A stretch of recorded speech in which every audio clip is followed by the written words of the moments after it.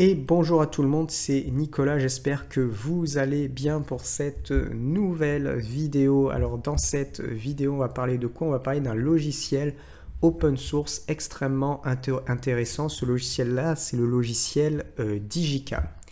Donc Digicam, il va permettre quoi?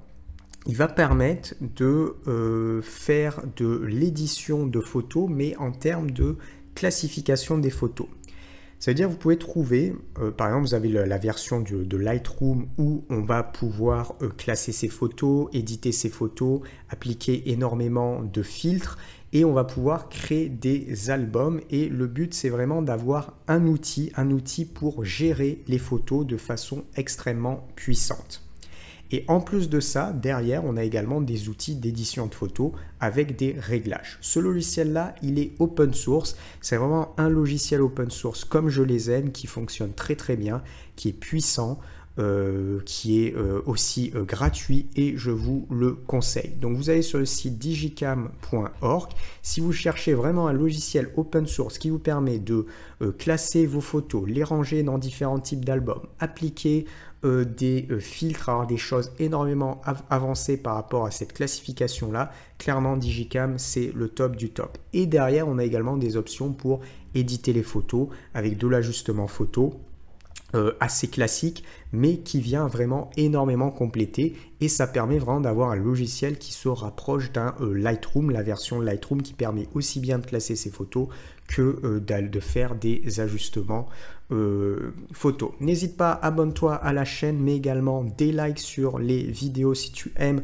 le travail que je fais. Et premier lien dans la description, le cours complet Digicam est disponible. Donc si tu veux te former sur ce logiciel là, donc classification de photos, gestion de photos et retouche photos, ça sera en premier lien dans la description. Je suis formateur en ligne, je consacre tout mon temps sur la formation, les tutoriels vidéo, l'apprentissage des logiciels. Donc, il y a toujours des structures de cours parfaites pour parfaitement bien maîtriser à chaque fois les logiciels. Donc, premier lien dans la description et deuxième lien dans la description, mon site de formation complet en lien avec tous les tutoriels de cette chaîne. Alors, pour télécharger le logiciel, vous allez sur digicam.org, vous allez tout simplement sur Download ici et vous allez chercher soit Linux, soit Windows, soit Mac, suivant sur quel type de PC vous êtes. Si je reviens un petit peu, vous voyez ça, Professional Photo Management with the Power of Open Source. Et ça, c'est quelque chose que j'aime et effectivement, c'est ce qui correspond dans Digicam. Si vous allez dans Documentation, vous aurez un certain nombre d'informations également sur le logiciel, même s'il n'y a pas forcément énormément de choses. Hein.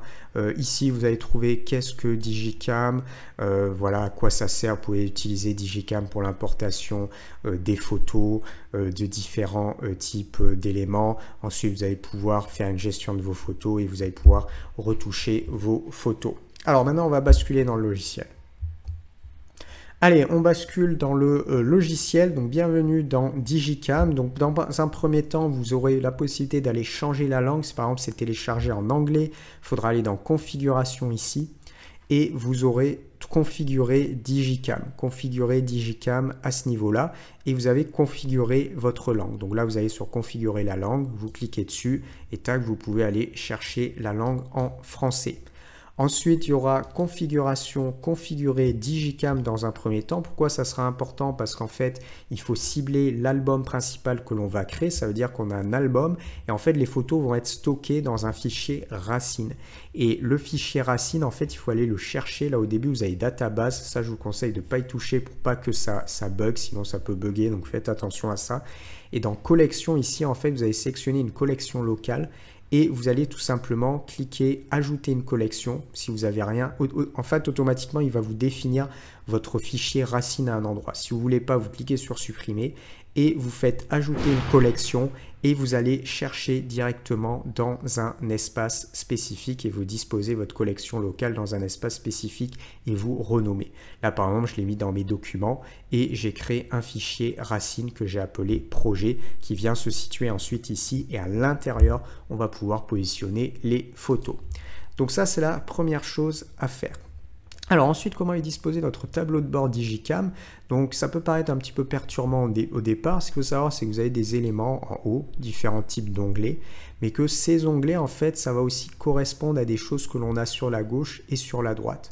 Lorsque vous allez dans Parcourir, en fait, tous les onglets que vous avez là, c'est les mêmes onglets que j'ai situés ici. Vous avez une barre d'outils. Donc ça, c'est la barre d'onglets principaux. La barre d'outils est située juste en dessous. Au niveau de votre barre d'outils, vous pourrez travailler donc sur un éditeur d'images qui nous permet d'éditer les images et table lumineuse qui nous permet de comparer les images. Et la partie principale, c'est celle où on est actuellement, qui est la gestion d'images. Donc on pourra en fait importer ici, ajouter des images des dossiers. Et une fois qu'on a importé des images, elles vont s'afficher ici. Je vais par exemple importer des images, là sur des endroits où j'ai été par exemple. Là, j'ai mon dossier Estonie qui est situé ici. Lorsque j'ai ces images-là, qu'est-ce qu'on va pouvoir faire dans Digicam? On va pouvoir venir, lorsqu'elles sont importées, appliquer plein de filtres, comme par exemple des notations. Là, vous voyez, j'ai 4 étoiles, je peux mettre 5. Là, je peux changer pour 3 et ainsi de suite. Je pourrais par exemple tout sélectionner avec édition, par exemple tout sélectionner. Et sur tout ça, je pourrais appliquer, ça peut être des libellés, ça peut être des étiquettes. Lorsque je fais un clic droit, je peux appliquer différents types de choses ici. Et ça va me servir ensuite dans l'application de filtres. Pourquoi? Parce que là, je peux aller chercher par exemple étiquette et voir des étiquettes. Là, j'ai mis une étiquette par exemple qui est une étiquette montagne. Si je clique sur montagne, je vais voir toutes les photos où j'ai mis l'étiquette montagne et ainsi de suite. Pareil pour les libellés, je pourrais aller voir mes photos qui ont par exemple 5 étoiles. Et ainsi de suite. Donc, vous voyez vraiment sur quelque chose exactement sur le même principe que le Lightroom classique qui permet d'avoir un système de gestion de photos extrêmement complet. Et Digicam en open source, gestion de photos, c'est le top pour classer ses photos ici. On peut même avoir un mode carte pour positionner les photos sur une carte, des systèmes de filtres avancés. Donc, c'est vraiment extrêmement précis. Ensuite, donc ce qu'il faut savoir, donc à partir de là, on va pouvoir gérer nos dossiers ici. Donc on pourra classer à l'intérieur de dossiers ou plutôt d'albums nos photos. Et donc on va pouvoir les classer, on pourra les renommer, on pourra rajouter des tags. Là vous voyez, j'ai des tags, j'ai mis des tags là voyage, là j'ai rivière voyage ici. Ensuite, on pourra venir zoomer, dézoomer, faire plusieurs choses au niveau de nos images si besoin. Alors, après, ce qu'il faut savoir, c'est que là, on a un système d'aperçu, un système de vignette. Ce qu'il faut savoir également, c'est qu'on a un mode table lumineuse. Donc, automatiquement, on va avoir une nouvelle fenêtre qui va s'ouvrir. Le mode table lumineuse, c'est pas forcément en fait quelque chose d'extrêmement avancé. Le mode table lumineuse, simplement pour comparer deux photos. Par exemple, j'ai une photo là, je clique sur une photo là et je clique par exemple sur une photo là.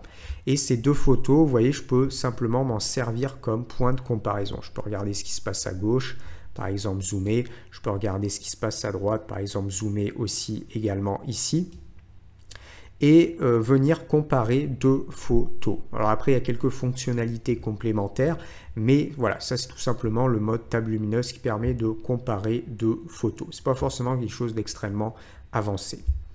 Ensuite, je vais cliquer ici pour fermer et vous avez un autre mode qui est le mode éditeur ligne d'image. Donc après tout ce système-là très complet de gestion de photos, je peux cliquer sur n'importe quelle image. Par exemple, on va cliquer, je vais revenir admettons sur Estonie. Je vais prendre par exemple cette image-là.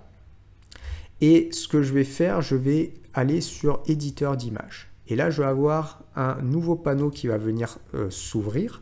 Et je vais avoir la possibilité d'éditer ma photo avec des options. Alors, clairement, je le dis au niveau de Digicam pour les retouches photo, ajustements photo, bien évidemment par rapport à un Lightroom, peut-être même par rapport à un Darktable ou un Rotherapy, ça sera un petit peu moins bien fait. Ça veut dire qu'on n'a pas un système de curseur directement sur la droite où très rapidement on va faire bouger nos curseurs. Ça sera un petit peu plus lent, ça sera moins bien fait par rapport à ça. Par contre, le logiciel se base plus sur la gestion des photos. Donc, ça dépend en fait de ce que l'on veut. Disons que c'est un logiciel vraiment gestion de photos, gérer les photos, classer les photos, créer différents types d'albums. Et derrière, on a cette fonctionnalité complémentaire par rapport à par exemple un Rotherapy, éventuellement un Darktable ou un Lightroom classique ou éventuellement caméra raw où on se focalise vraiment purement sur la retouche photo avec des ajustements. Là, on se focalise avant tout sur la gestion des photos et ensuite sur les ajustements photos. C'est la petite nuance. Mais on peut faire quand même énormément de choses. Donc si je vais par exemple sur couleur, je vais avoir tous ces types d'ajustements. Ça veut dire que sur ma photo, si je veux changer par exemple la balance des couleurs, si je veux changer la teinte, saturation, luminosité, je vais cliquer ici. Je vais avoir mon histogramme photo. Et là, par exemple, je vais pouvoir faire des modifications avec mes différents paramètres. Alors là, je vais tout remettre à, par exemple, 0. Je vais augmenter un peu ma vibrance, je vais augmenter par exemple un peu ma saturation et je vais faire ressortir un petit peu mes couleurs sur ma photo. Et je vais cliquer sur valider. Alors après, on a quand même un outil qui est extrêmement intéressant, même pour la retouche photo. Ici, on a ensuite, alors hop, qu'est-ce qui me fait ici? Tac. Alors, on va aller dans couleur, amélioration ici. Par exemple, dans amélioration, vous pouvez rajouter du contraste local. Et là, on va avoir notre outil contraste local qui va apparaître. On pourra rajouter, alors là, c'est spécifique un petit peu. On a différents types d'étapes. Je peux rajouter différents types d'étapes ici. Et ça va me permettre de rajouter un contraste local. À tout moment, j'aurai des vues. Donc par exemple, je peux faire un aperçu scindé. Donc vous voyez, il y a quand même des choses très intéressantes. Disons que c'est un petit peu lourd au niveau de la prévisualisation, je trouve. Au niveau de l'aperçu temps réel, des fois c'est un petit peu lourd. Même avec un bon ordinateur, c'est un petit peu lourd. C'est le petit bémol. Par contre, sinon, ça reste très intéressant. Et je vais cliquer sur OK. Là, vous voyez l'avant, après, au niveau du contraste local.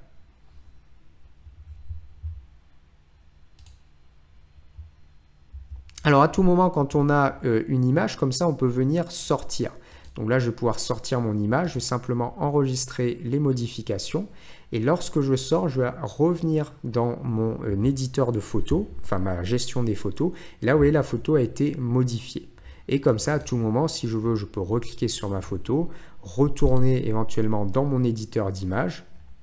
Ici, ce que je vais faire, c'est dézoomer un petit peu. Donc, vous voyez, on a bien fait ressortir les couleurs avec simplement 2-3 clics dessus. Alors après, vous avez d'autres types de choses. On peut faire l'ajustement des courbes, par exemple. Et là, on a notre courbe de base. On peut travailler aussi sur contraste, ton foncé, ton clair en travaillant sur notre courbe. Je peux revenir sur ma vue de base, comme ceci. Alors, à tout moment, je peux cliquer sur par défaut. Et je peux revenir sur mon image par défaut. Alors par défaut, là j'avais enregistré les modifications que j'avais. Donc là j'avais enregistré, mais sinon on peut directement, avant d'enregistrer, remettre par défaut. Alors on a également d'autres choses complémentaires. On peut rajouter par exemple un effet décoration avec une bordure. On peut rajouter quelques effets sympas, un grain de fusain, grain de film, dessin au fusain, effet de flou, goutte de pluie. On a des outils complémentaires aussi, qui nous permettent de faire des choses intéressantes. On peut créer un élément de type diaporama vidéo, panorama, calendrier. Vous voyez, ça c'est toutes les choses par exemple qu'on trouve dans le Lightroom classique où on peut créer par exemple des diapositifs, on peut créer un diaporama vidéo, on a un mode carte et ça on va le retrouver ici également. Donc on a toutes ces petites fonctionnalités complémentaires qui sont aussi très sympas que l'on a dans Digicam. Alors ici, on va mettre abandonner les modifications et on va revenir. Donc vraiment un outil à découvrir, ce Digicam, vraiment un outil à découvrir que je vous conseille. Donc si vous cherchez une alternative, je vais aller dire à Lightroom classique. Ça veut dire que Lightroom classique, on peut faire de la gestion de photos, de la retouche photo et on a également des modules complémentaires un petit peu spécifiques type diaporama, diapositif. Digicam, clairement, ça sera vraiment le top. Si par contre vous voulez vous focaliser uniquement retouche photo avec des curseurs d'ajustement, je vous conseille plutôt d'aller chercher peut-être du Darktable, du RAW en open source. Donc là, on reste par exemple sur des logiciels open source. Et là encore, il y a des super alternatives, Digicam, RAW, Darktable, tout ça, on peut faire des super choses. Après, il y a des petites nuances. Là, vous avez vu, Digicam, c'est encore plus focalisé sur la gestion des images, classement, attribuer des étiquettes, gestion des albums et ainsi de suite. Allez, si tu as aimé cette vidéo, abonne-toi à la chaîne, mais également des likes. La formation complète est disponible en premier lien dans la description également. Donc si tu veux te former étape par étape, là c'est des tutoriels pour que tu découvres le logiciel et en même temps que tu vois vraiment à quoi il sert. Après, si tu veux vraiment entrer en détail avec une structure de cours, avec une logique d'apprentissage et parfaitement bien maîtriser le logiciel, ça sera en premier lien dans la description, la formation complète. Deuxième lien dans la description, je t'invite également, si tu veux te former sur plein de logiciels graphiques, mon catalogue de formation avec mon site web personnel. Et puis sur une autre vidéo, je te dis à bientôt. Hey, ciao, ciao.